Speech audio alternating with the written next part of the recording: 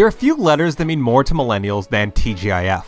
For those unlucky enough to be unfamiliar with it, TGIF was a programming block that began on ABC in the late 80s. ABC's strategy was to try and garner ratings by branding their Friday nights as the premier destination for family comedies. To do so, they blocked out their schedule from 8 to 10 p.m. every Friday night and aired only family sitcoms. The strategy worked, and TGIF became incredibly successful. Long before we realized Friday was just another day between NBC's Must See Thursday and CBS's Saturday Night Crap-A-Rama, TGIF was appointment viewing.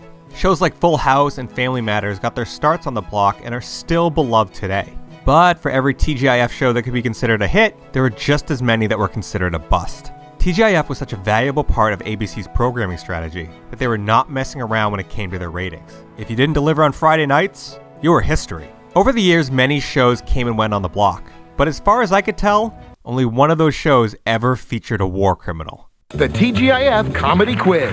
For 20 points, which TV show is crazy enough to feature an uptight professor, a flaky football player, a politically incorrect talk show host, and the 1970s most famous political icon? No, it's not Gilligan's Island. The correct answer is tonight's all-new Brothers Keeper, coming up on TGIF. In today's episode of Pop Culture Hyperfixations, we'll be taking a look at the 90s sitcom, Brothers Keeper. But before we dive too deep into the show, it's probably best we first take a quick look at the context surrounding its creation. Now, earlier I had mentioned that when TGIF premiered in the late 80s, it was immensely popular, which was true. But by the late 90s, that was no longer the case. TGIF ratings had been on a decline, and ABC was getting a little nervous. There were a couple theories about the decline, all highlighted in an LA Times article by Brian Lowry. For starters, there was the rise of cable television. Instead of waiting for Friday nights for family programming, children could watch channels like Nickelodeon or Disney or Cartoon Network anytime they wanted. There was also the fact that over the years, the amount of televisions in the average American home had increased substantially. Most homes now had multiple TV sets, which meant that families didn't have to sit down and watch the same shows anymore. Parents weren't necessarily forced to find programming the whole family could watch. If they wanted to, they could go to their bedrooms, lock the doors, and watch as much Red Shoes Diaries as they could handle. And if the parents weren't watching TGIF, then that was bad news for ABC. Companies weren't too keen to advertise their wares to children who couldn't buy their products. ABC began tinkering more and more with the TGIF lineup in an attempt to stop the bleeding, but in doing so, they did just as much harm as good. Without bogging us down with too much details, the production company Miller Boyett, who at one point was producing every show on TGIF, eventually had a falling out with the network. They took their shows Family Matters and Step by Step and jumped ship to a rival network as the cornerstones of the new CBS Friday Night Block Party. Luckily for ABC, the Friday Night Block Party failed, but the network was still shook by the attempt to overtake TGIF. ABC decided that in order for TGIF to survive, it needed to evolve. Now, with all this going on in the background, they were in the midst of trying to create a new show with the help of a veteran TV writer and producer named Donald Todd. Todd had an eclectic Hollywood career that saw him work on everything from The Twilight Zone to Caroline in the City. According to an interview with the Greenville News, ABC originally wanted him to make a parenting show, something that resembled the courtship of Eddie's father, but Todd much preferred the idea of doing a buddy comedy instead. According to Todd, someone suggested they should just combine the two. Real quickly, it developed into a one-liner, The Odd Couple and Felix Has the Kid. An information that I swear will become relevant later on. Studios USA was brought in as a production company, and the show was fleshed out until it became... Once upon a time, there were two brothers who grew up to be very different and wound up having to live together. Bobby, don't kick that in here. Happily ever after? Don't count on it. Step 4. Attach net. Brothers Keeper, ABC premiere Friday, 9:30, 8:30 Central. The show tells the story of two wildly different brothers, Porter and Bobby Wade. Porter is a college professor trying to raise his young son Oscar in San Francisco after the death of his wife. His world is turned upside down when his ne'er-do-well football-playing brother Bobby moves back to town, revealing that as a condition of his new $1 million contract, he has to move in with them. Now, why a team would give that much money to a noted head case is beyond me, but this is the kind of stuff that only happens on TV. And to the Jets. William Ragsdale was cast as the uptight, neurotic Porter. Ragsdale is probably best known to people as the star of the 1985 horror cult classic Fright Night, but he had also had experience leading a TV comedy. For 3 seasons, he played the title role on Fox's Herman's Head. As Herman, not as the head. For the obnoxious but endearing role of Bobby Wade, the role went to a relative unknown named Sean O'Brien. Other than a starring role in the short-lived UPN sitcom Pigsty, O'Brien spent most of his career as a working actor making guest appearances on all sorts of shows in the 80s and 90s. He showed up on everything from Murder, She Wrote, to Roseanne, to Murder, She Wrote Again, to Quantum Leap, to Murder, She Wrote Again. Wow. Bess Meyer joined the show in the role of Dina,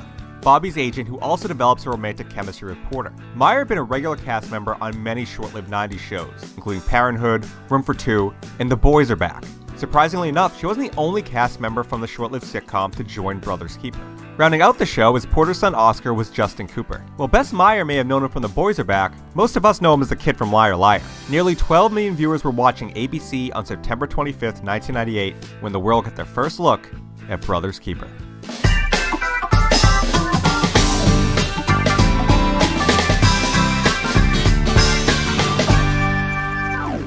Oscar, 11 minutes. Ready. Okay, quick. What's the speed of sound? 1,116 feet per second. Yes! And who was the 19th president of the United States? Rutherford B. Hayes. Yes! And where's your belt? I don't know. The amazing Oscar, ladies and gentlemen. How does he do it? Want me to go look? If you would. And hurry up, you have your placement test this morning. Hello. Do you want to buy a magazine to send a boy to camp? Bobby, my God. Come in. Oh, okay. But I still want to go to camp. Wow. Oh, yeah. Hey, what's up? Look at you. You're here. I can't believe you're here. Why are you here? Uncle Bobby! Hey, Becky! Don't, please. He gets motion sickness. It's an inner ear thing. Go get your coat on, son. I'll be right there. I'm sure I'll regret asking, but how are things in New York? It didn't work out. So I came to San Francisco. I figured if I'm going to be homeless. Homeless? Okay, I'll stay here. But only for a while. And don't even try to make it permanent. Oh, I wouldn't dare. Really? It's okay? Hey, I mean, we're brothers, right? Mom always said so. Now, the show didn't receive much in the way of critical acclaim. It did have its supporters, but most of the positive reviews were still kind of tepid. The reviewers who didn't like the show really didn't like it, with Howard Rosenberg of the LA Times calling the show, quote, as laughless as it is lifeless. Personally, I don't think the show is that bad. I honestly thought it was going to be far worse, but I was pleasantly surprised. I think it's good enough. Don't get me wrong. Your mileage may vary based on how much you enjoy the standard sitcom formula. You know, the kind where misunderstandings turn into hijinks, which then transform into life lessons. The driving conflict of the show came from the different parenting techniques of Bobby and Porter as they try to work together to teach Oscar right from wrong. O'Brien and Ragsdale make a pretty decent comedic duo, especially Ragsdale, whose portrayal of Porter's high-strung nature made it easy to laugh at him when he was the butt of most of the jokes. Speaking of butts, in a roundabout way, get it, butts are round, something that stood out about Brothers Keeper was it was a tad bit edgier than you would have expected to find on TGIF, especially when it came to sex. As much fun as this is going to be, we have to be careful. No sex. What? Well, at least for a while. Sure, we'll be tempted since we'll both be running around naked. I'll see things, you'll see things. I'm already saying things. Could you just... Look, it's not like the show was super edgy, but it pushed the envelope just a little further than other TGIF shows had before. That slight envelope pushing was actually intentional on the part of ABC. In their desire to save TGIF, they wanted to try having family sitcoms that could also appeal to a broader audience. As Studios USA president Ken Sullivan said in an LA Times interview, it was a conscious decision by ABC to put a program on that appeals not just to teens and kids, but also to young adults and to the crucial 18 to 34 and 18 to 49 audience. The strategy paid off. Well, kind of. Brothers Keeper was never a ratings juggernaut, but it frequently did okay. Not great, but good enough.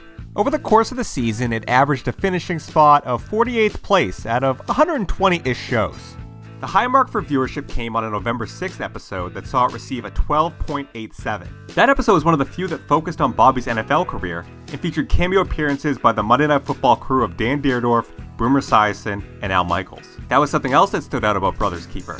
The show had a variety of guest stars. The show had guest appearances from Elizabeth Berkley, Piper Laurie, Ileana Douglas, even Karl Malone. For Sweeps Week, the show reached back to its initial premise and brought the odd couple back to television. An episode sees Bobby and Porter break down, leading them to a garage owned by guest stars Jack Klugman and Tony Randall. They weren't technically playing their odd couple characters, but they were playing their odd couple characters.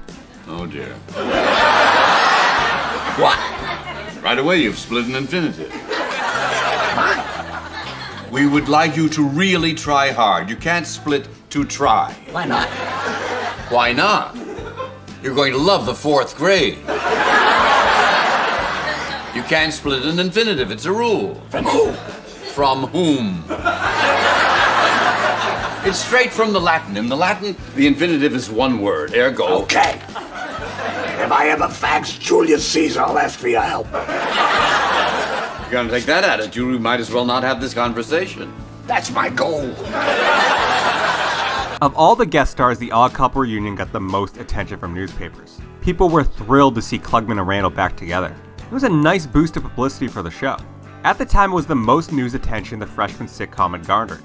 Emphasis on at the time, as 2 months later the show brought in a guest star for an appearance that has never fully left my brain. In an episode called Politically Impolite, the Wade boys appear in an episode of Bill Maher's Politically Incorrect. Bobby steals Porter's prepared material and ends up so popular with viewers that he's brought back the very next night. There he finds himself interacting with a former Secretary of State, Henry Kissinger. My question is it pay to even try to shape them as a parent, or is it just all hardwired in there anyway? I'll go, me.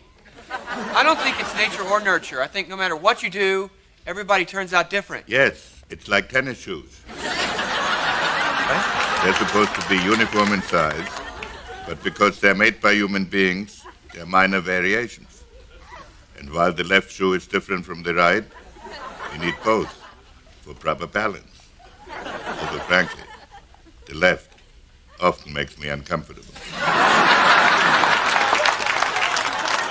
Hey, that was mine! He stole my tennis shoe thing! Yeah, Bobby. You always figured you were the brains behind Henry Kissinger. I guess if I want to show him respect, I'd call him Dr. Kissinger. But I'm gonna call him Henry because that fucking guy.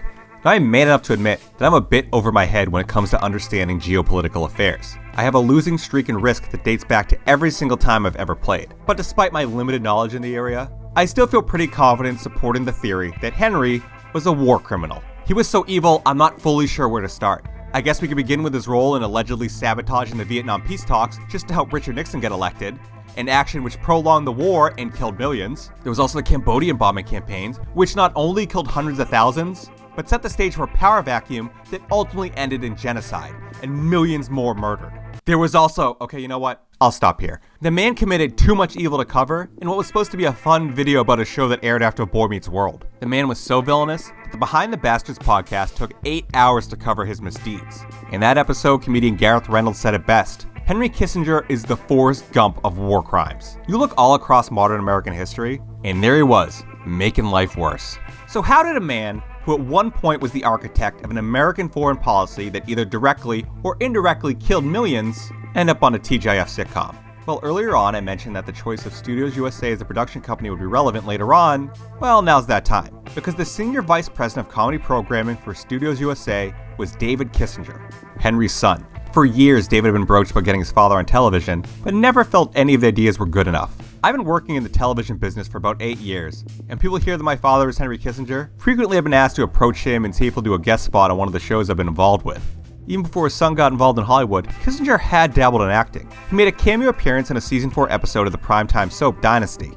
Henry, hello. Hello, Alexis. Good to see you. It's good to see you. I haven't seen you since Portofino.